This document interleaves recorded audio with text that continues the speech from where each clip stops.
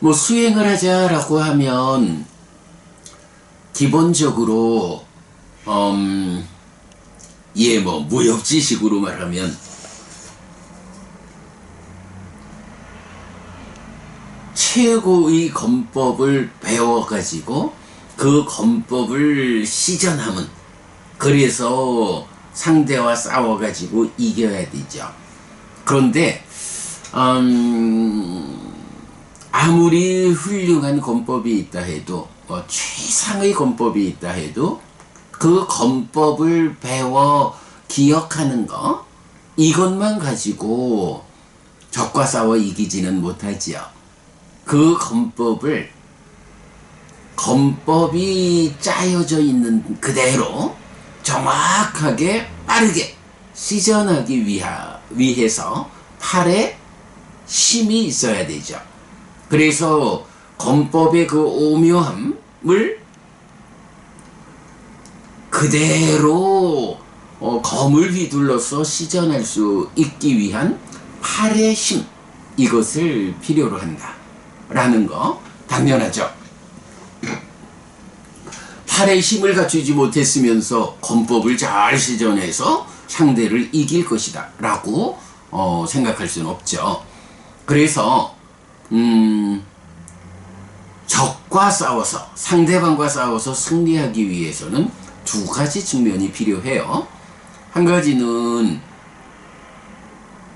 어떤 훌륭한 권법을 얻을 것이냐, 그리고 또 한 가지는 그 권법을 정확하게 시전하기 위해서 내 팔에 그 검을 들고 권법을 시전하는 일을 감당할 만큼의 힘이 있느냐. 네, 이런 두 가지죠. 권법이라는 테크닉하고 그 테크닉을 실천할 수 있는 팔의 힘. 네. 뭐 이제 보통 말하는 팔에 알통이 있어야 되죠.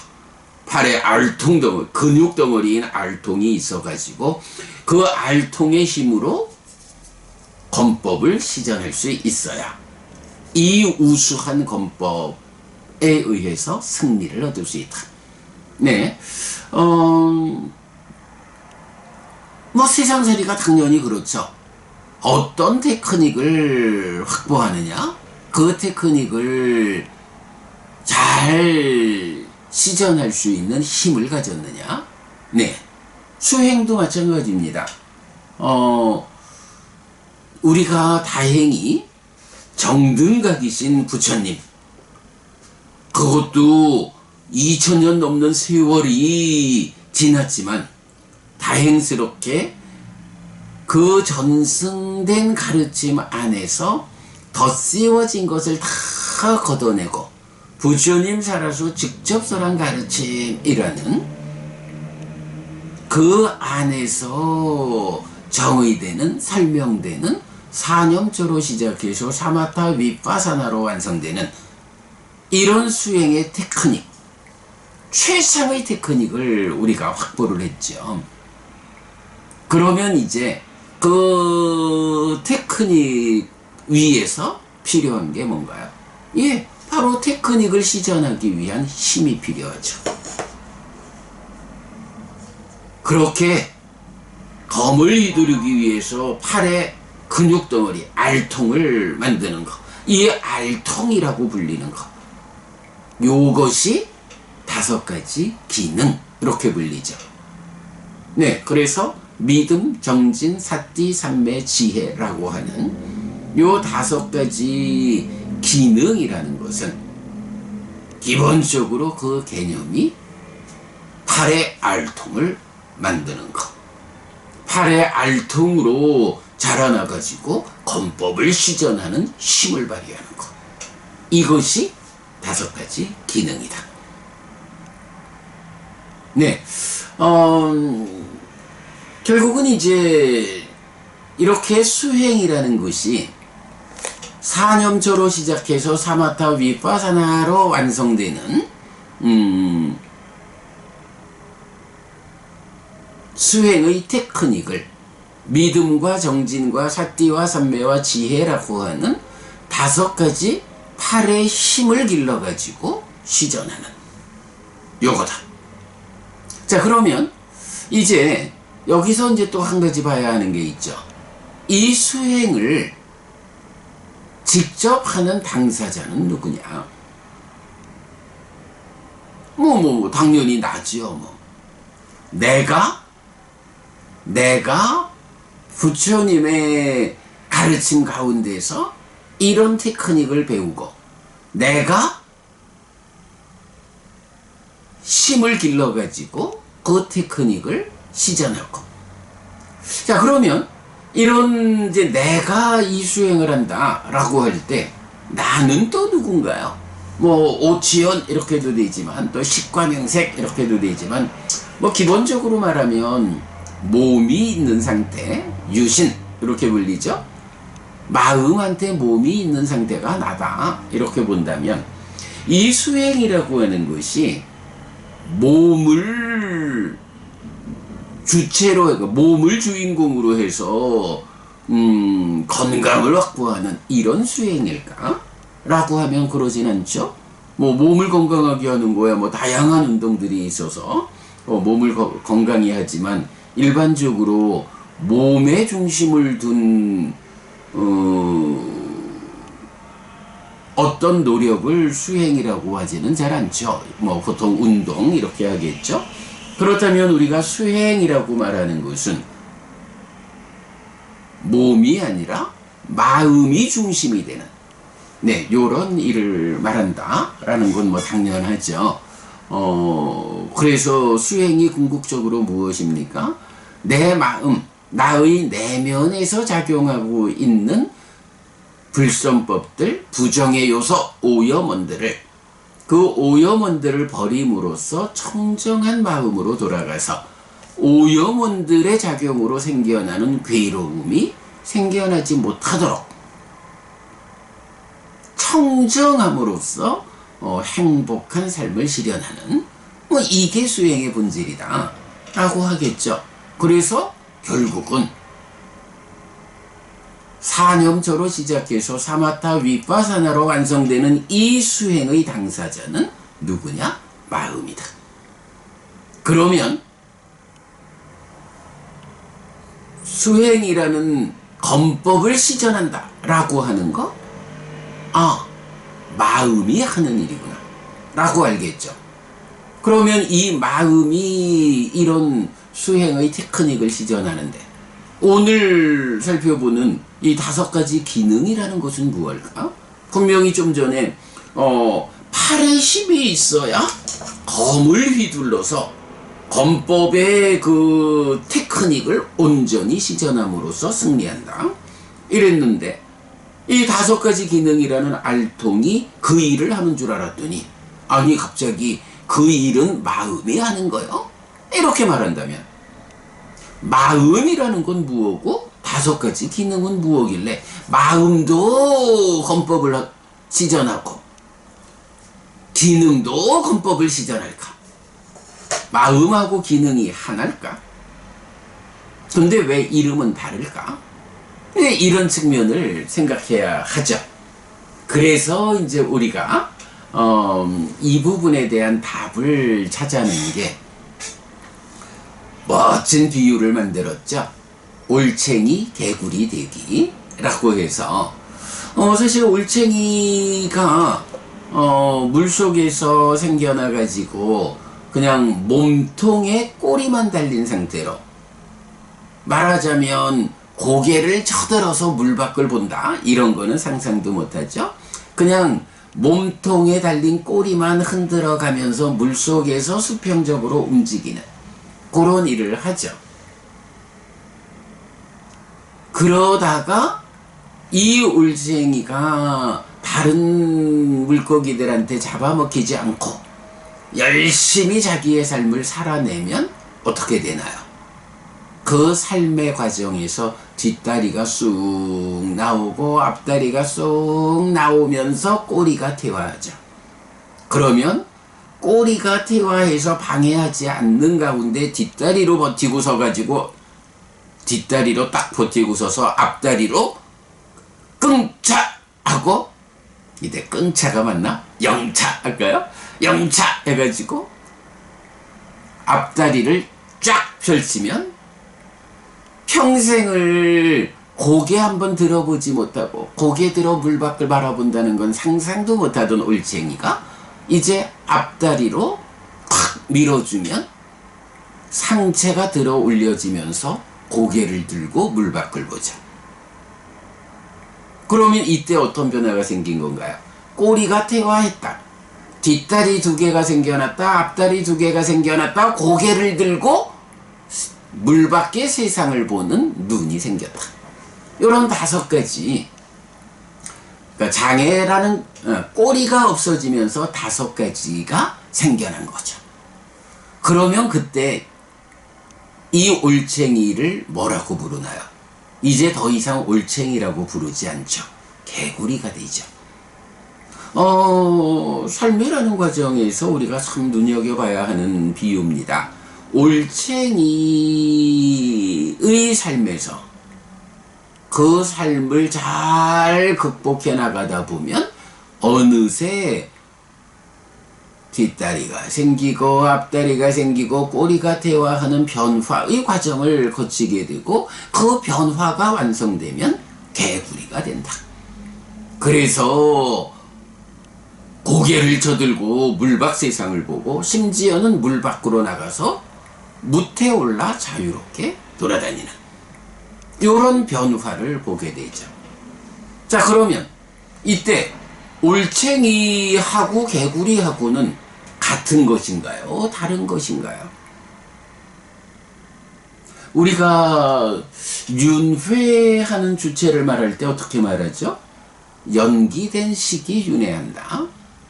연기된 식, 무엇입니까? 삶의 과정을 누적하면서 변화하는 그 삶의 과정에 의한 변화를 쌓아가지고 달라지는 식이다. 그래서 식이 윤회하는데 이 식이 고정된 어떤 것이 아니고 이런 변화하는 삶의 과정의 누적에 의한 변화하는 것이기 때문에 연기된 식이 윤회한다라는 것은 혹자들이 말하는 불교가 무아를 선언하는 한 윤회는 설 자리가 없다라는 이런 주장을 타파하죠.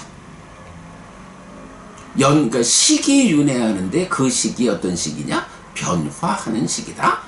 변화라는 것은 무아다.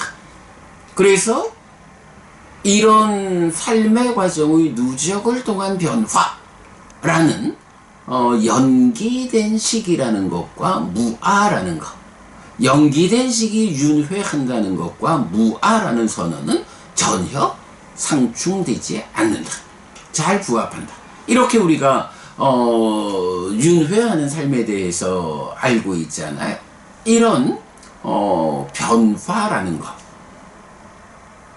결국 불교는 참 이거 제가 나이 30 됐을 때 그 서울불교 청년회 기초교육원 법회를 담당했을 때 그때 제가 서울불교 청년회 기초교리 법회의 교재를 만들었었어요. 제가 그때 참 그 35년쯤 전에도 제가 그 일을 하고 있었는데 제가 기억해요. 그 서울불교 청년회 기초교리 법회의 교재를 만들면서 앞에 인사 말씀처럼 쓴 게 변화의 가능성. 불교는 변화의 가능성이다. 지금 내 삶에 만족하지 못한다면 만족한 삶을 향해서 내가 변화해야 한다. 바로 그 변화에 대한 가능성으로 제시되는 것이 불교다. 부처님의 깨달음도 중생범부의 삶에서 깨달은 아라한의 정등각의 부처로서의 변화 과정이 불교이듯이 내 삶도 이렇게 변화의 가능성 위에 있다. 내가 변화하고자 노력하면 변할 것이고 변하고자 노력하지 않으면 요런 삶을 지속할 거다. 뭐 이제 이런 약간 변화의 가능성이라는 제목으로 진짜 그렇네. 참 나이 30 돼가지고 그러니까 이제 서울 조계사에서 서울불교청년회가 그러니까 대한불교청년회의 직할지구 이래서 서울불교청년회였는데 제가 거기 연수원장, 부회장을 했었죠. 그때 이제 약간 기초교리법회를 제가 운영을 하면서 책을 만들었어요. 우리 교재를 만들었는데, 그러니까 그 교재에 들어가는 말로 변화의 가능성 이렇게 이제 썼죠. 자, 마찬가지입니다. 올챙이가 개구리가 되어가는 이 과정. 사실 올챙이는요, 열심히 살아내가지고 개구리로 변화하지 않으면, 뭐, 자기가 열심히 살아내지 못하거나, 다른 물고기한테 잡아먹히거나, 뭐, 이래가지고, 개구리로 변화하지 못하고 죽으면 아무것도 한 것이 없는 거죠. 어쨌든 올챙이는 개구리가 되어야 그 삶에 의미가 부여되고 그 삶이 성공한 삶이고 완성된 삶이죠. 이렇게 올챙이 개구리 되기라는 비유를 만들었는데 마음이라는 그러니까 마음이 수행하는 당사자다. 그런데 5가지 기능이라는 알통은 무엇냐? 라고 할 때 바로 이거죠. 우리가 바르게 법을 배워가지고 믿음과 정진과 사띠와 삼매와 지혜라는 이 5가지를 키워내는 것이 어떤 의미입니까? 예, 말하자면 팔이라는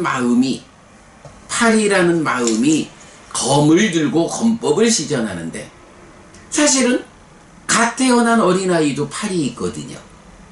갓 태어난 어린아이한테 요런 거 하나 들려주고 휘둘러봐라 그러면 그거 못 휘두르죠. 아이가 차츰차츰 성장하면서 팔에 힘이 좀 생기면 요만한 거 하나 들고 흔들어봐 하면 흔들긴 할 거예요. 그러나 아이들의 수준에서 무거운 쇠로 된 검을 들고 아주 정교하게 검법을 휘두르는 일은, 검법을 시전하는 일은 아이들이 하기 어렵죠. 그러면 누가 할 수 있나요? 예, 아이들이 성장해가지고 청년이 되고 어른이 되면서 팔에 알통이 충분하게, 그러니까 근육 덩어리가 충분히 확보되면 그 근육의 힘으로 검법을 온전하게 시전할 수 있죠. 자, 그러면 아이한테도 팔이 있고 청년이 되고 어른이 된 그 알통이 확보된 그 사람한테도 팔이 있어요. 이 팔이 마음이다 라고 한다면 마음으로 검법을 시전한다라는 것도 맞죠. 그러나 팔은 있어도 마음은 있어도 알통이 없으면 검법을 시전하지 못하죠. 이 알통이라는 것이 팔과 다른 것인가요? 아니죠. 팔을 구성하는데 팔이 힘을 쓸 수 있도록 팔 안의 일부로서 생겨나는 거죠. 구성하는 거죠. 이렇게 보면 됩니다. 5가지 기능이라는 것은 중생이면 누구나 마음이 있어서 그 마음이 몸과 함께 살아가요. 그런데 이 마음이 얼마나 힘 있느냐에 따라서 삶이 달라져요. 마음이 아주 힘이 없어. 왜 힘이 없을까? 여기서 올챙이의 꼬리에 비유되는 걸로, 네, 경은 뭐 수도 없이 5가지 장애를 말하잖아요. 간탐, 진해, 해태, 혼침, 들뜸후의 의심이라고 하는 이 5가지 장애라는 것이 얼마나 내 마음을 차지하고 있느냐. 이 5가지 장애가 특징이 무엇냐 하면 지혜를 무력화시키는 마음의 오염원. 그래 돼 있죠. 장애가 가득한 존재는 어떤 삶을 사나요? 예, 지옥 삶을 사는 거죠. 죽어서 지옥 가죠. 그보다 조금 장애가 덜하면 짐승으로, 또 아귀로, 그리고 인간으로, 하늘로. 이렇게 그 장애가 줄어든다. 올챙이의 꼬리가 퇴화한다. 그만큼 이 마음이 퇴보로 이끌리지 않게 된다. 그러면 그 장애가 제거되는 만큼 이제 이 마음에는 무엇이 생겨나느냐. 네, 요거 우리 수행의 중심 개념이죠. 5가지 장애와 7각지가 대응하는 거. 요런 개념이고, 5가지 장애가 지혜를 무력화시키는 건데, 5가지 장애가 사념초 수행에 의해서 제거되는 만큼 지혜가 힘이 써진다. 지혜가 힘이 써진다라는 것은 지혜가 생겨나도록 작용하는 믿음, 정진, 사띠, 삼매가 힘이 써지는 것이다. 5가지 장애다. 네, 요런 관점이죠. 그래가지고 결국은 마음이라는 팔이 있어도 팔에 5가지 기능이라는 알통이 생겨나 주지 않으면 그의 마음이 몸과 함께하는 삶은 지옥으로도 가고 축생으로도 가고 악귀로도 가고 낮은 인간으로도 간다. 그러나 그의 팔에 5가지 기능이라는 알통이 힘이 써지면 그는 다르게 검법을 시전해가지고 높은 수준의 인간으로 하늘로, 그 완성에서는 아예 윤회에서 벗어나 해탈한다. 이런 과정을 보여주죠. 바로 이렇게 마음이라는 팔에 마음을 구성하는 곳으로의 알통에 해당하는 5가지 기능. 마음하고 몸하고는 같은 것입니까? 다른 것입니까? 이렇게 말하면 뭐 의미를 따지자면 같은 것도 아니고 다른 것도 아니죠. 5가지 기능은 알통과도 같은 것이어서 마음 자체라고 말하기보다는 마음을 구성하는 구성 요소다. 그렇다고 이 알통을 마음하고 다른 것이라고 할 수 있느냐? 아니에요. 마음을 구성하는 요소이기 때문에 다른 것이 아니에요. 마음 자체라고 할 수도 없지만 마음과 다르다고 할 수도 없어. 마음을 힘있게 하는 알통에 해당하는 그런 구성 요소요. 그러기 때문에 얼마나 알통을 힘있게 해가지고 힘있는 삶을 살 거냐, 힘있는 마음을 만들 것이냐 하는 이 변화의 과정을 올챙이 개구리 되기라는 이런 비유로 설명하고 있다라는 거죠. 5가지 기능과 관련해서 정말로 우리가 올챙이 개구리 되기라는 이 비유로서 마음과 기능, 요 관계를 설명한 것은 정말 정곡을 찌른 아주 훌륭한 공부다라고 말할 수 있겠어요. 자, 이렇게 5가지 기능에서 뭐 가장 중요한 이야기 말씀드렸고요. 자, 초기 불교 100일 본문 살펴보도록 하겠습니다. 작년 6월 20일 날 공부했는데요. 분석경 2는 믿음, 정진, 사띠, 삼매, 지혜의 5가지 기능 5근을 정의합니다. 1. 5가지 기능은 3가지가 있습니다. 믿음, 정진, 사띠, 삼매, 지혜를 오늘 보는 5가지 기능이 있고, 즐거움, 괴로움, 만족, 고뇌, 평정이라고 하는 내일 공부할 느낌에서의 5가지 기능이 있고, 그런가 하면 안근, 이근, 비근, 설근, 신근이라는 육내입초를 구성하는 육식과 육근 중에 몸의 기능, 네, 요 안근 내지 신근의 5가지 기능, 이렇게 해서 세 가지 형태의 5가지 기능이 있다라는 거고요. 2번, 믿음, 정진, 사띠, 삼매, 지혜의 5가지 기능과 마음의 관계에서 마음을 구성하는 요소가 기능이다.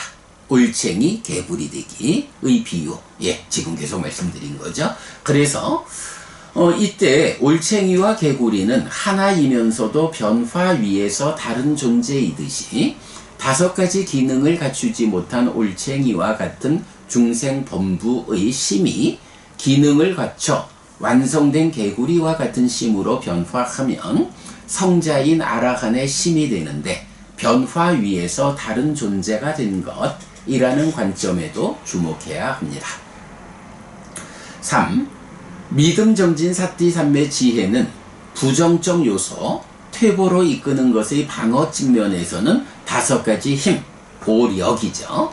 긍정적 요소, 진보로 이끄는 것의 성취 측면에서는 5가지 기능으로 구분해서 설명하기도 하는데, 7가지 보리분법의 오근과 오력입니다. 5가지 기능 가운데 사띠의 기능은 이해하기 어렵습니다. 기억이 사띠라고 주장하는 학자도 있지만, 그보다는 우리가 1번 상류다 80번경 빛경 공부했죠. 그보다는 빛경에 근거해서 마음에 대해 눈뜨고 마음의 현재를 발견하는 기능이라고 말해야 합니다. 요거 알아차림. 특히 흔들리지 않음, 삼매의 토대 위에서 눈뜸, 사띠는 첫 단계의 깨달음인 여실지견으로 완성되고, 빛은 깨달음의 완성인 해탈지견으로 완성되는데, 각각 예류자와 아라한, 그러니까 여실지견은 예류자, 해탈지견은 아라한의 경지입니다. 사띠의 완성은 여실지견 예류자, 지혜의 완성은 해탈지견 아라한. 그래서 눈을 뜨고 있어도 빛의 정도에 따라 보이는 한계가 있을 수 있고, 빛의 완성에서 비로소 완전히 볼 수 있다는 것을 알 수 있습니다. 사띠는 눈 뜨는 것이고 지혜는 빛을 비추는 것인데, 눈을 뜨고 있다 해도 스위치를 내리면 깜깜해서 안 보이죠. 이제 빛을 어느 만큼의 강도로서 빛을 비춰주느냐, 눈을 뜨고 있을 때 빛이 더해지면 빛이 비춰지는 만큼 보아낼 수 있다. 이때 무상고 무아라고 하는 사실의 빛이 완전하게 비춰질 때 눈을 뜬 자가 완전하게 보게 되는, 예, 여실지견, 해탈지견. 사띠보다 삼매가 좀 더 높은 완성을, 삼매보다 지혜가 좀 더 높은 완성을, 요런 개념이죠. 네, 뭐 이렇게 작년 초기불교 101법문에서 요 주제 잘 살펴보았습니다. 자, 여기까지 분석경 독성직 공부 마치고요. 자, 잠시 상류단 이과야 공부하도록 하겠습니다.